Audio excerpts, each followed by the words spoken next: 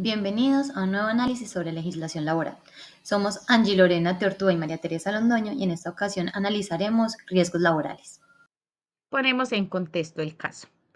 Juan Pérez, empleado de una empresa de construcción, sufrió un grave accidente mientras realizaba sus labores diarias.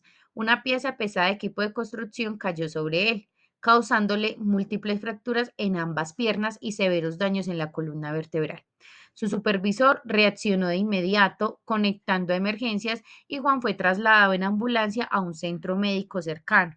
Tras el incidente, fue sometido a varias cirugías y tratamientos médicos. Sin embargo, pese a los esfuerzos realizados, el dictamen médico determinó que quedó con una pérdida de capacidad laboral del 50.1%.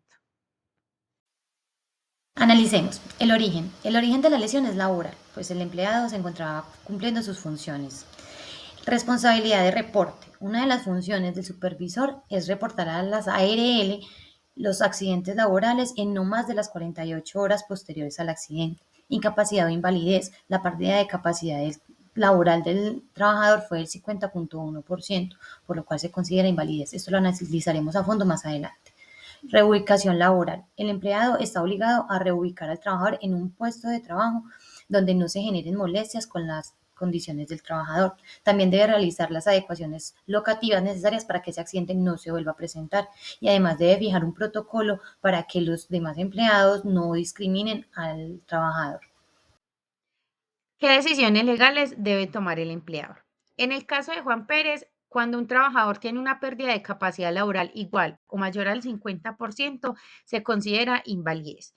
Y esto fue como consecuencia de un accidente de trabajo, pues el empleador debe reconocer una pensión de invalidez, según la Ley 100 del 23 de diciembre de 1993 en el artículo 38.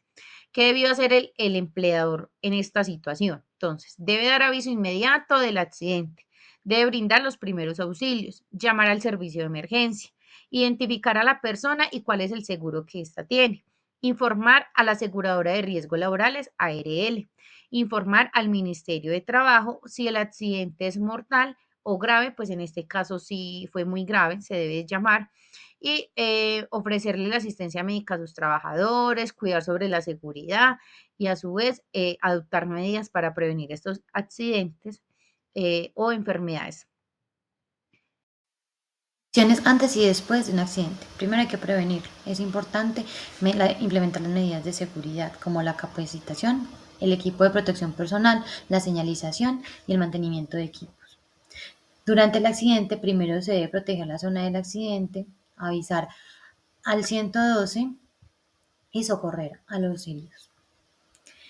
También la empresa debe elaborar un parte de accidente en el cual consten los datos del empleado, los datos de la empresa y un breve resumen de lo que pasó y las acciones que se tomaron. El empleado quedará con una copia de este. Y después del accidente, con la finalidad de que no se vuelva a repetir, la empresa debe investigar cuáles fueron las causas que lo provocaron. Y en caso de que el accidente sea grave o fatal, a la empresa pueden hacerle una inspección de trabajo para determinar si no estableció correctamente las medidas de prevención. Pasos para reclamar incapacidad y derechos laborales del trabajador. Entonces, tenemos claro que en este caso se aplica la pensión por invalidez. Para ello, debe verificar que haya cotizado siquiera 50 semanas dentro de los últimos 3 años anteriores a la fecha de estructurarse esta invalidez y que en su dictamen se diga que perdió el 50% de movilidad. Una vez verificados estos requisitos, el trabajador puede solicitar la pensión de invalidez ante la administradora de riesgos laborales a la que se encuentra afiliado. Debe de seguir estos pasos. Uno, reunir todos los documentos, la historia clínica y todo el dictamen.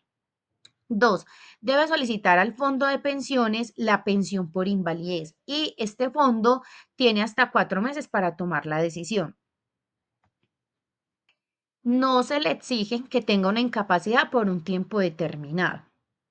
Si es negada, se puede acudir a una tutela, donde el juez ordenará que el fondo de pensiones le dé la calificación correspondiente. Si no está de acuerdo el trabajador con esta decisión, puede hacer una apelación al dictamen de invalidez expedido por la Junta Regional de Calificación de Invalidez o a la Junta Nacional de Calificación de Invalidez o al Sistema de Riesgos Laborales. Derechos del trabajador. El trabajador tiene derecho a la asistencia médica, la cual debe incluir todo lo que sea necesario para que se recupere el estado de salud, como lo son los tratamientos, la rehabilitación y las intervenciones quirúrgicas, además a la hospitalización, odontología, tratamientos y suministro de medicamentos. También a la rehabilitación física y profesional, además a la elaboración y reparación de prótesis y órtesis, y también a los gastos de traslado. A continuación, conoceremos las obligaciones legales del empleador según la normativa. La resolución 1401 de 2007 establece las normas mínimas de seguridad del trabajo. Incluye requisitos específicos para prevenir riesgos. La ley 1562 del 2012 define un accidente de trabajo como un suceso repentino que ocurre por una causa del trabajo. Incluye los accidentes que ocurren durante la ejecución de órdenes del empleador. El decreto 1477 del 2014 establece la tabla de enfermedades laborales, determina el diagnóstico médico de los trabajadores afectados y reconoce las prestaciones asistenciales y económicas como de origen laboral. El decreto 1347 del 2021 adopta el programa de prevención de accidentes mayores y contribuye a incrementar los niveles de seguridad de las instalaciones. Por último, las soluciones para garantizar el cumplimiento de la normativa protegiendo los derechos del empleado serían estudiar el terreno, los posibles riesgos que puede tener cada puesto de trabajo, prepararse para la acción, después de tener los posibles riesgos, equipar los espacios con los equipos de prevención. Formación. Formar al personal sobre qué hacer y qué no hacer.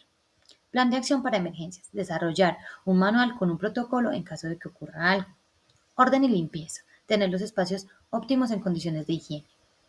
Evitar que los trabajadores se distraigan, capacitar a los funcionarios para que tomen conciencia de lo que hacen, sin tener distracciones ni posibles lesiones.